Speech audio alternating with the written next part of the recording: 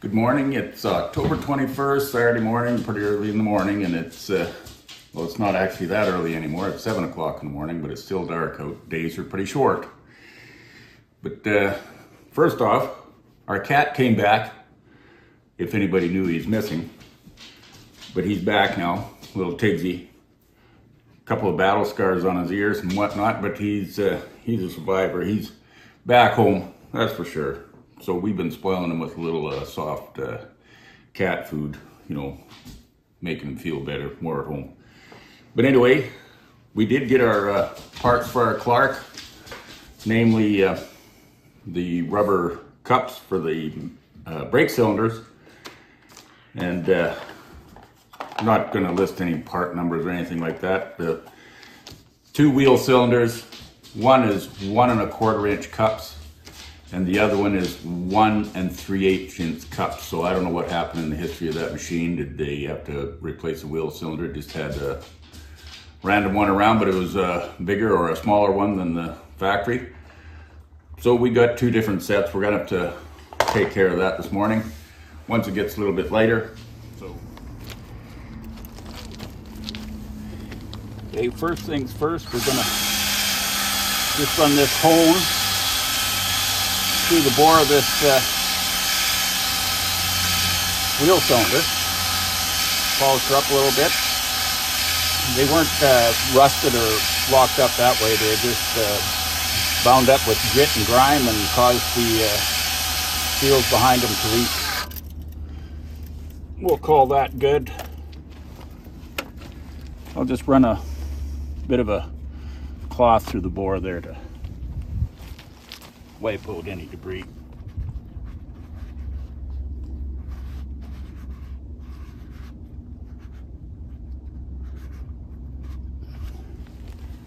Okay, now we'll put our rubbers in place, but I always put a little brake fluid on them, or I can just put it in the bore here, I guess.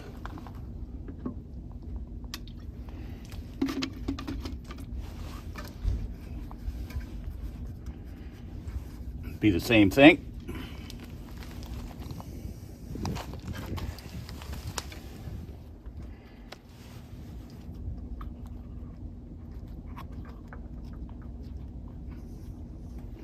Get that one rubber in there squared away.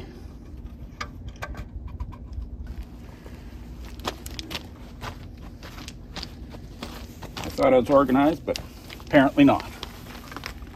We'll just get them in there.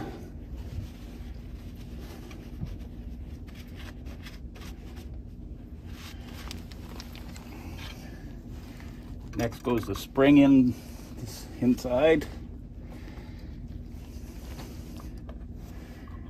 Then we'll put this other cup in place. And a little piston.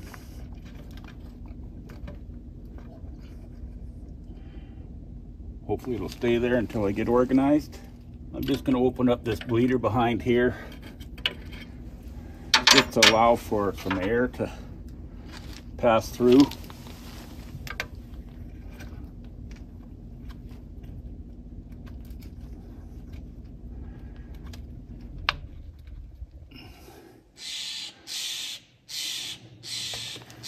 There, step one. Now we'll gather up our brake shoes and etc. These here are the cams, and they're set to the smallest brake diameter. Like, they're in the unreleased position right now, so until we get the shoes on. Then you turn these cams and they just walk out on the outside of the shoes. Set this and this, and then there's a set of cam bolts on the bottom that we will have to address. These are the two shoes matching. They're both identical, that come out of this side. I got the pivot holes here kind of lubricated up a little bit.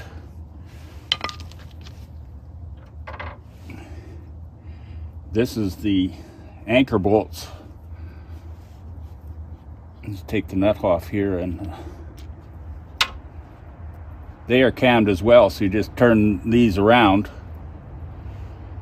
to adjust the expansion this way. So you adjust the bottoms this way and the tops this way as well. So lots of adjustment.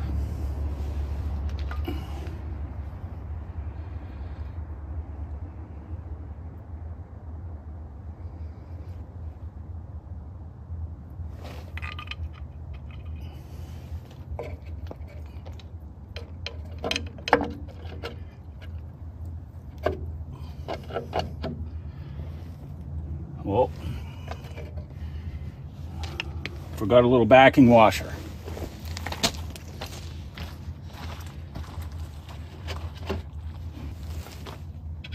Takes a backup washer on either side.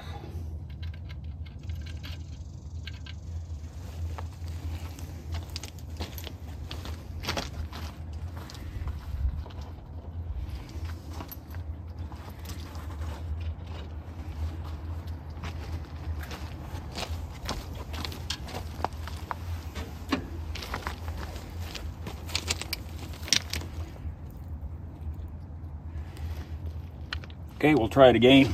We'll get this in place.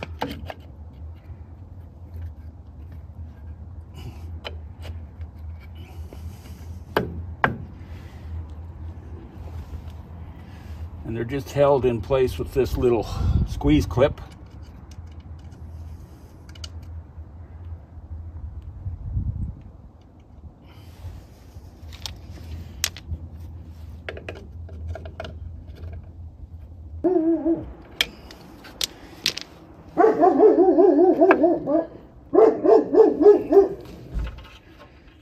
Bit of locking washer and a nut on the back side of this bolt.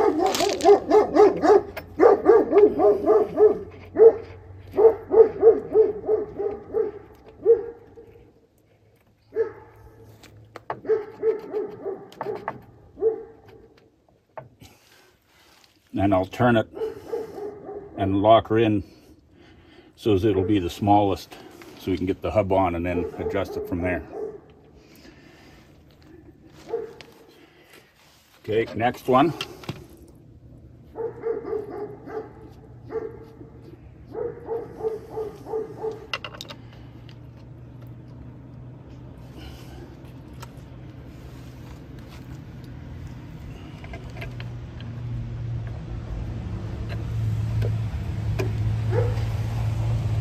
Sits just like that.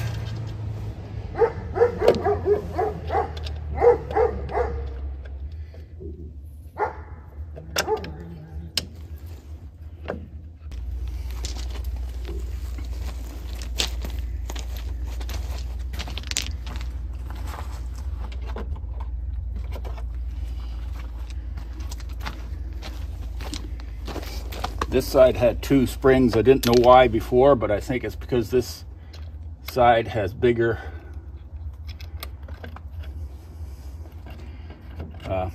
wheel cylinders.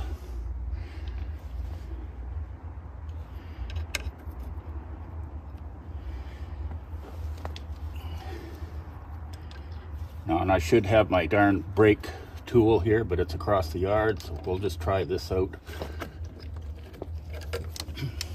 Well, that seems to, well, that spring is, well,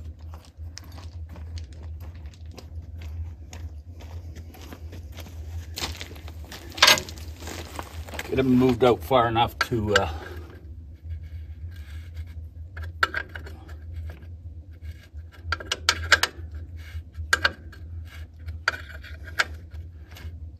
just get them far enough, moved out far enough to hold the spring tight.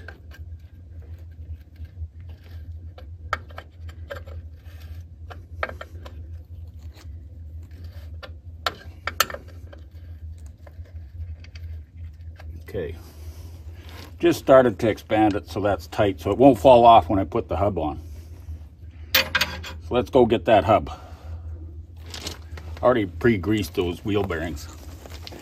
The seal is not really a lip seal, it's just a felt squeeze between these two washers there. I never pulled that apart.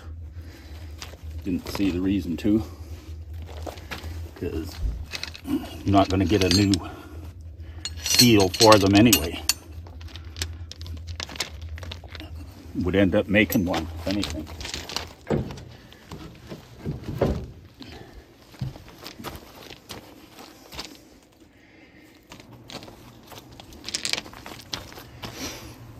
These are oil bath bearings, but I'm just putting grease on them for now, until I get them all in there. First off is this, I've never seen this before. It's some kind of a seal ring. It just goes on there.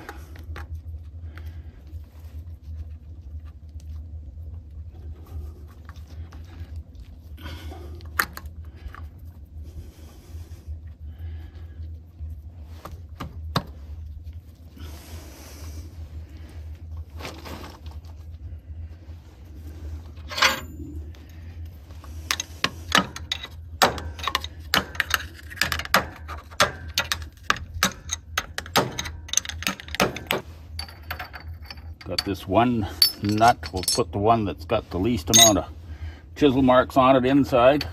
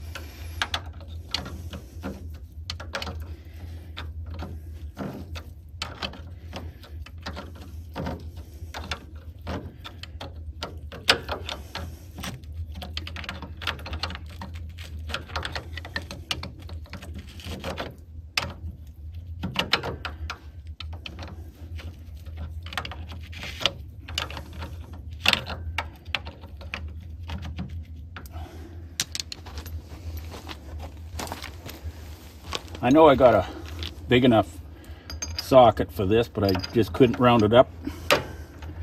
So we'll put it on like it's been put on many times before, just with a chisel. I'm not really a fan of that, but you never know how tight you got it.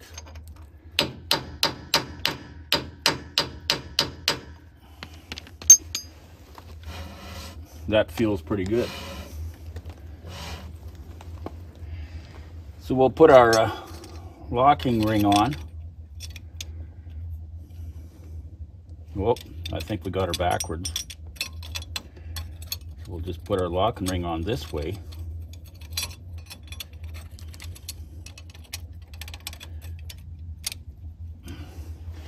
So we can just pry those tabs down to the back nut.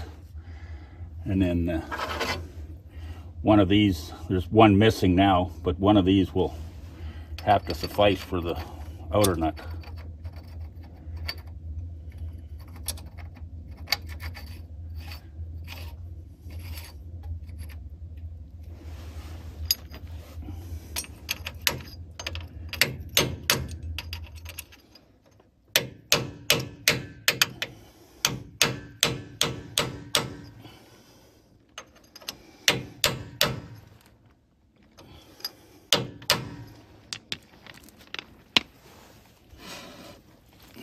Okay, we're going to call that good.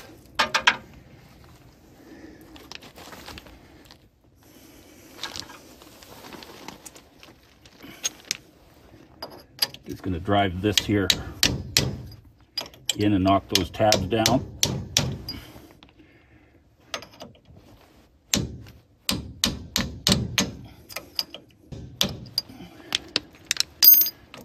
I don't think this plier is going to work there, but anyway, that's the idea.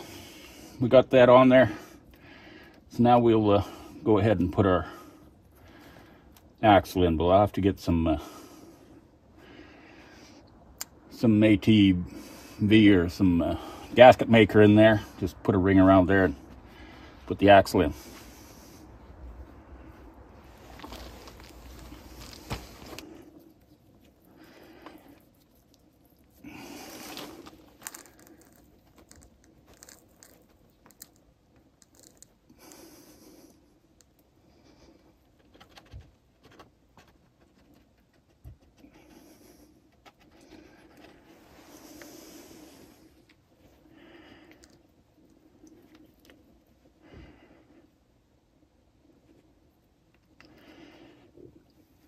Just got enough left for the other side.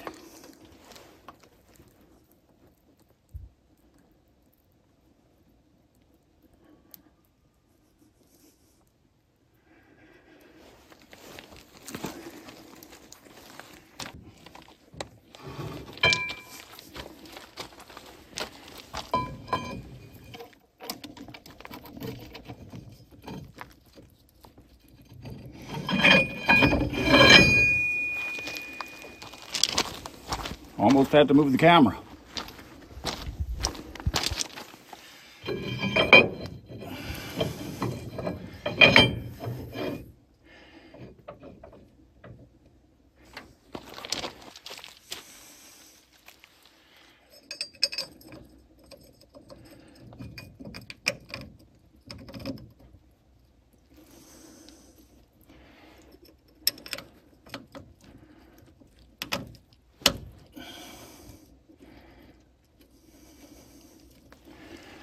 There, we'll let it set up.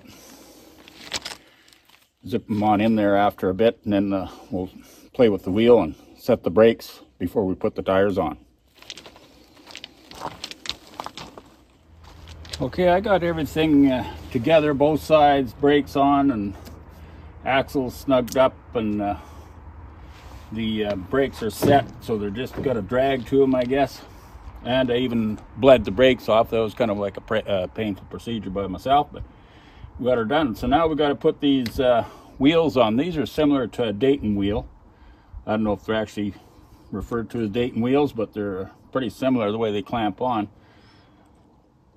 Dayton wheels has a continuous backing wedge back here. It's just part of the hub. It just, you know, so your this first wheel will go on and it pushes up against that, and then you got your spacer ring, and then you put your outside tire on, and then of course now you're going to have a lot of problems with wobbling. You got to tighten them up just sequentially so well to keep the wheel straight. But this one here is a quite a bit different concept. The wedges at the back float back and forth like that. So you open them wide, get your wheel on, and then this here ring, it's a split ring, but you bolt it together. But these square parts of the ring, these squares, so they're circular squares, and they just capture each one of these center hubs here, and you torque it down tight so it does not move. The inside wheel comes up against, outside wheel comes up against, and just the fact that this is square and wedged up into your hub, your wheels are going to be true. So it's kind of a good deal in that way. I don't know if they're very good for highway applications, but on this forklift, I think there's nothing wrong with it.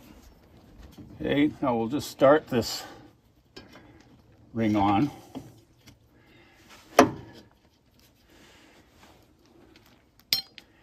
Takes a little teasing,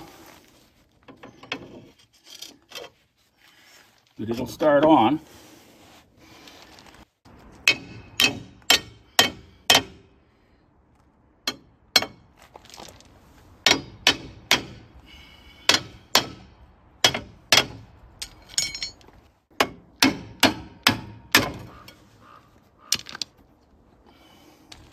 I think I'm going to have to go get a C-clamp and clamp that cage together to get the bolt started.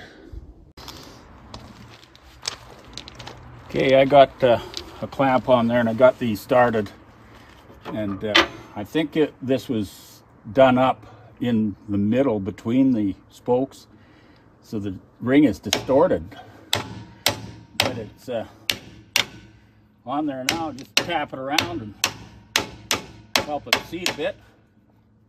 Give them a little more snug here, and we'll just call her good.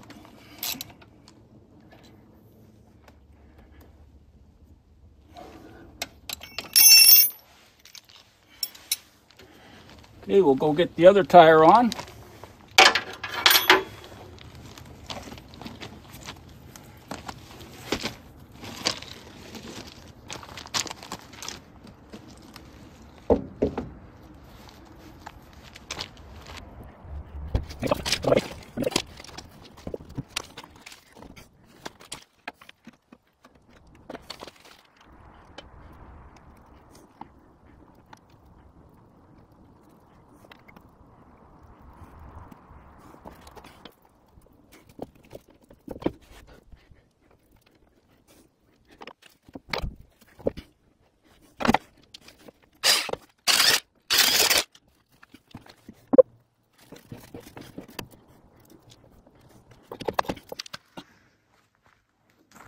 Okay, let's try this beast out. I finally got her all torqued up, all the wheels, and jacked back down onto the ground. So let's just start her up and see if we got some brakes.